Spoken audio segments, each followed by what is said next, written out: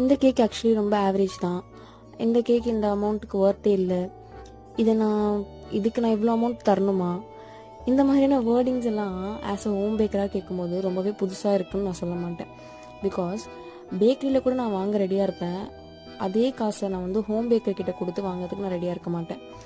பேக்கரியில் அவன் எப்படி எனக்கு பண்ணி கொடுத்தாலும் நான் அதை வாங்கி சாப்பிடுவேன். ஆனால் வீட்டில் ஃப்ரெஷ்ஷாக ஹைஜீனாக பண்ணி கொடுத்தா நான் வந்து வாங்க மாட்டேன். டெலிவரி பார்ட்னர்ஸ் கிட்ட கொடுத்து டெலிவரி பண்ணால் அவங்க நம்ம இவ்வளோ நாள் ஸ்பெண்ட் பண்ண எஃபர்ட்ஸ் எல்லாமே ஒரு செகண்ட்லேயே ஸ்பாயில் பண்ணுறாங்க அப்படின்ட்டு நம்பிக்கை இல்லாமல் லேட் நைட்டில் நம்ம சேஃப்டி கூட பார்க்காம நம்ம எடுத்துகிட்டு போய் டெலிவரி பண்ணால் அதுக்கு நான் காசு தர மாட்டேன்.